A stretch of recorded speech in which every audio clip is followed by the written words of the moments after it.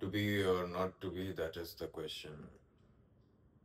जगावं की मरावं हा एकच सवाल आहे.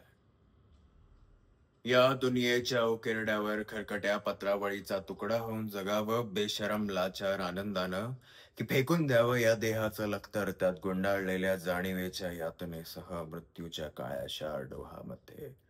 आणि करावा सर्वांचा शेवट माझा, तुझा, याचा आणि त्याचा सुद्धा. मृत्यूच्या महासर्पानं जीवनाला असा डंख मारावा, की त्यानंतर येणाऱ्या निद्रेला नसावा जागृतीचा किनारा कधीही. पण त्या निद्रेलाही पुन्हा स्वप्न पडू लागले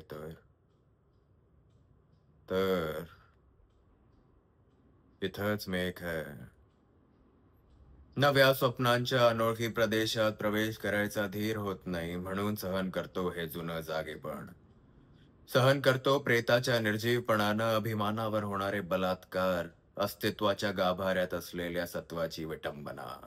आणि अखेर करुणेचा कटोरा घेऊन उभे राहतो खालच्या मानेनं आमच्याच मारेकऱ्यांच्या दाराशी. हे विधात्या, तू इतका कठोर कार्य झालास. एकीकडे ज्यांना आम्ही जन्म दिला ते आम्हाला विसरतात, आणि दुसरीकडे ज्यांनी आम्हाला जन्म दिला तूही आम्हाला विसरतोस. मग या विस्कटलेल्या हाडांचे सापळे घेऊन ये करुणाकारा. आम्ही थेरड्यांनी कोणाच्या पायावर डोकं आदळायचं रे? कोणाच्या?